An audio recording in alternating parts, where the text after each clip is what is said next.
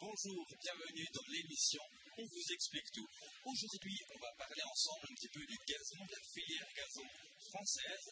Et pour ça, cette année des JO, je suis allé me balader dans les allées du Salon de l'Agriculture pour poser la question aux passants s'ils savaient si oui ou non les gazons qui seront semés pour les compétitions qu'il y aura cette année aux Jeux Olympiques sera du gazon avec des semences françaises. On regarde tout de suite ce qu'ils en pensent.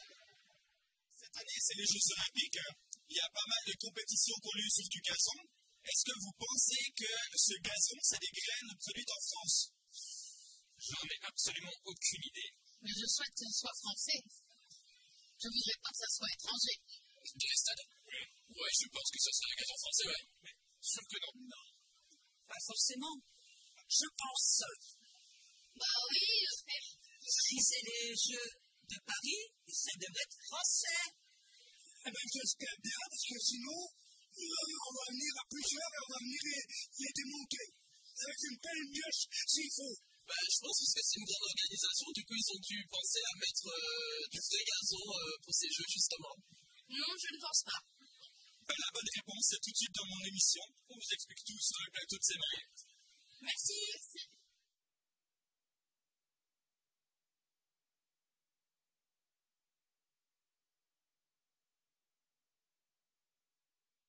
Pour m'aider à répondre à cette question, j'ai à côté de moi Bénédicte Rattel.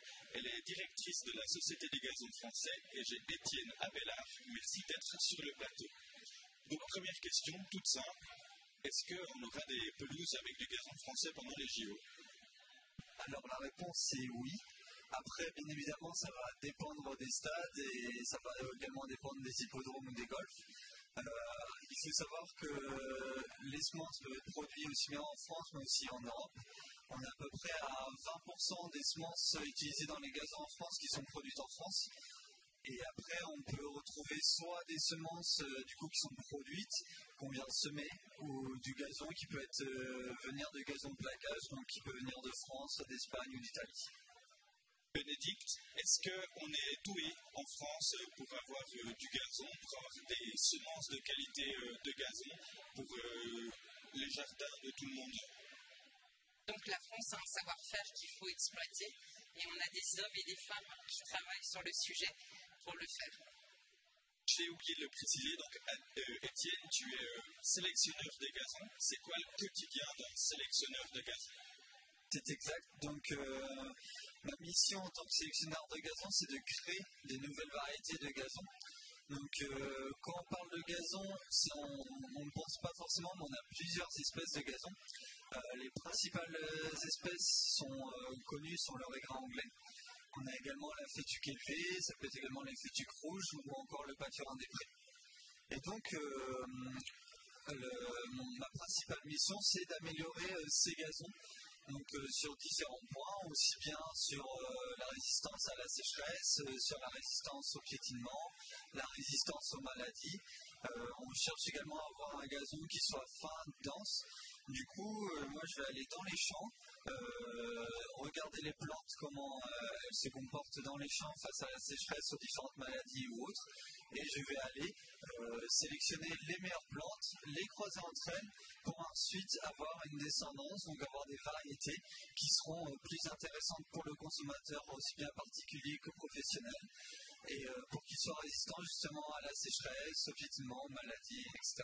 Donc il y a un type de gazon qui peut être adapté pour les Jeux Olympiques ou pour différents sports. C'est chaque fois le même gazon? Alors non, pas forcément. On va avoir ce qu'on appelle différents mélanges de gazon. Donc on a des mélanges plutôt sportifs à base de raisin anglais qui peut être aussi bien diploïde ou tétraploïde. On peut avoir également du pâturin des prés dans les gazons sportifs. Et après, dans les gazons d'agrément, on peut retrouver plutôt des fétuques rouges traçantes, demi-traçantes ou gazon noir si on veut vraiment un gazon très fin, très dense. Ou autrement, on peut mettre de la fétuque élevée si on veut avoir un gazon avec un petit peu moins d'entretien qui va demander moins d'eau, moins d'engrais. Donc tout dépend de l'utilisation et du consommateur, s'il va avoir plutôt un gazon anglais nickel ou plutôt un gazon qui va demander moins d'entretien. Bénédicte, je me retourne vers toi. Le milieu du gazon français, la société des gazons français, combien ça regroupe de personnes? Qu'est-ce que c'est le but de cette société? Alors, la SFG, la Société française des gazons, on est une association qui existe depuis 1984 et qui regroupe l'ensemble des utilisateurs de gazon. Donc des graminées à gazon, et les utilisateurs vont de l'étudiant qui étudie pour pouvoir engazonner certaines surfaces jusqu'à un châtelain, un professionnel, un distributeur et un fabricant de matériel. Toute personne intéressée par le milieu du gazon, finalement, peut adhérer à notre institution, à notre association. Donc, on imagine qu'aujourd'hui, on teste beaucoup de gazon aussi.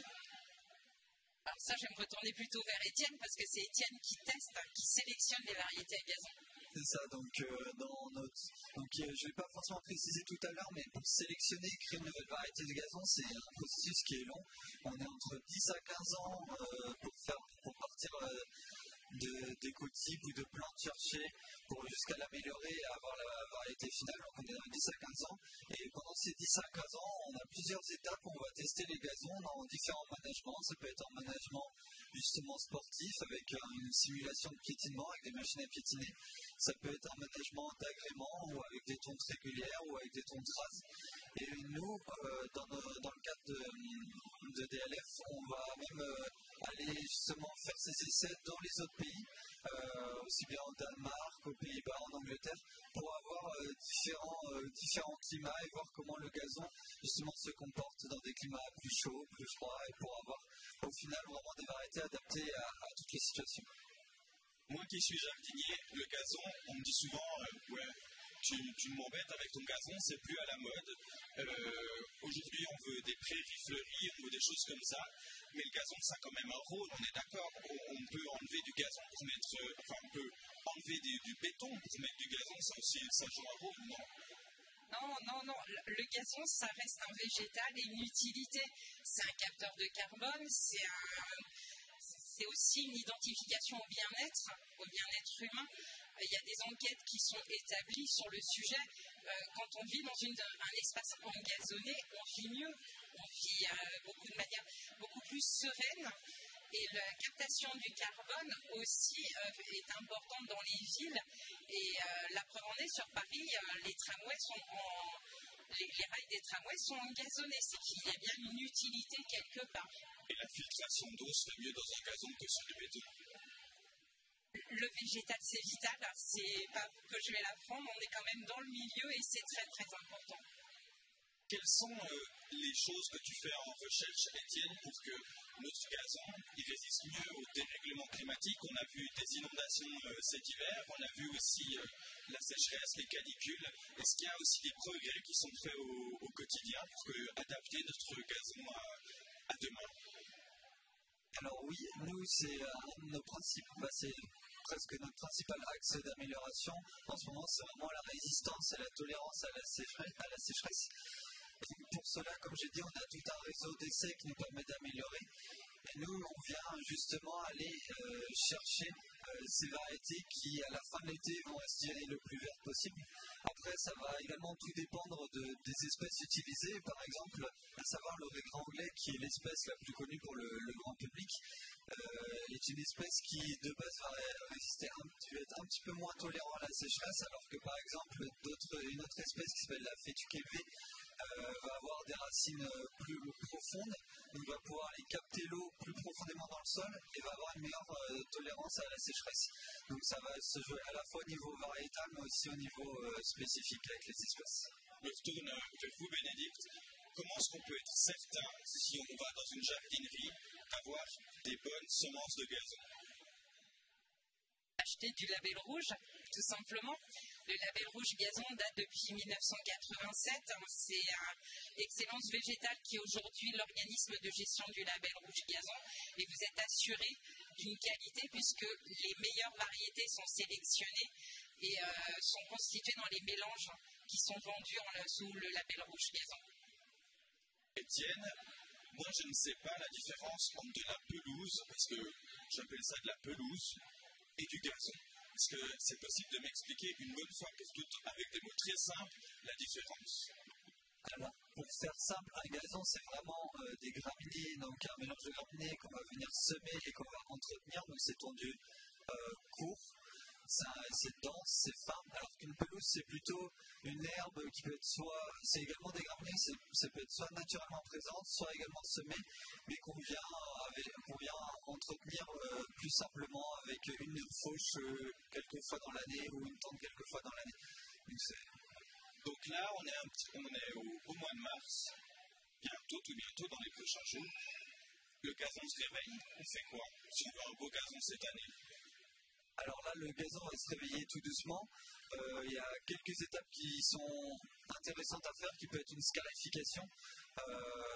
On peut louer assez simplement un scarificateur, passer dans son jardin pour scarifier, ça va enlever tout le feutre, toutes les feuilles mortes qui se sont accumulées à la saison d'avant. Et on va pouvoir ensuite mettre un petit peu d'engrais pour le booster pour le début du printemps. Et voilà, c'est les principales étapes à faire. On trouve de l'engrais pour les gazons qui soient biologiques? Qui soient biologiques, ce ne soient pas des produits? Oui. Donc là, on arrive au mois de mars, on a entretenu un petit peu notre gazon. Cet été, pendant la canicule, qu'est-ce qu'on fait avec son gazon? Alors avec ce gazon, le mieux c'est quand même si on peut, ce serait de l'arroser. Après, bien évidemment, il ne faut pas non plus trop arroser ou pas assez, ça reste quand même du vivant, c'est du végétal. Donc la plante, elle a la capacité de rentrer en dormance naturellement en été quand il fait chaud pour se protéger justement de la chaleur. Donc la plante va rentrer en dormance, mais elle a quand même besoin un petit peu d'eau pour continuer à vivre et pour pouvoir repartir à la suite de l'été. Donc c'est pour ça que c'est quand même nécessaire d'apporter un minimum d'eau un petit peu pour arrêter de tondre. Oui, aussi le mieux c'est aussi de l'arrêter de tondre, comme ça on ne la stresse pas et ça ne va pas la forcer à recroître. Et voilà. Et puis on a fini la canicule, on se dirige gentiment à l'automne. Qu'est-ce qu'on fait à l'automne pour faire passer notre pelouse, notre gazon, un bel hiver? À l'automne, je dirais pareil, de la tonte. On peut également faire un passage de scarificateur. Souvent, ce qu'on préconise, c'est un à l'automne, un au printemps. Après, tout dépend de chacun. Un petit engrais avec un petit peu aussi de potassium ou de phosphore pour passer l'hiver, mais sinon, rien de plus. C'est parfait. Maintenant, si je veux semer mon gazon avec des graines françaises naturellement, je le fais quand? À l'automne, l'hiver, le printemps? À l'automne, ce qui est le mieux. Parce qu'à l'automne, on a le sol qui est encore un petit peu chaud, qui est humide, on peut encore avoir des pluies. Alors qu'au printemps, c'est sûr, on a un peu plus envie, il fait beau, on a envie d'avoir un gazon vert, on va vouloir le semer. Mais ça va demander d'apporter de l'eau pour l'installation. Et après, on n'a pas forcément un gazon qui aura eu le temps de s'enraciner. Et donc, il faudra plus l'arroser tout l'été. Donc, le mieux, c'est de le semer à l'automne. Comme ça, il s'implante bien tout l'hiver, tout le printemps. Et il a des racines bien profondes pour passer l'été sans trop d'arrosage. Je me retourne vers toi, Bénédicte. Petite question gazon-rouleau, parce que c'est aussi quelque chose qu'on aimerait peut-être avoir un gazon beau vert pour ce printemps, éventuellement faire un mariage sur son gazon. Comment est-ce qu'on se fournit en gazon? Comment est-ce qu'on fait pour avoir un gazon de plaquage de qualité? Alors, en France, on a des gazonnières. Ce sont des agriculteurs qui cultivent le gazon à notre place. C'est un produit qui est absolument merveilleux puisqu'il est utilisé, il est mis en place et donc produit par des professionnels. Et il suffit de contacter soit une gazonnière, soit une jardinerie qui se fournit directement de gazonnière, tout simplement. Et c'est facile à poser?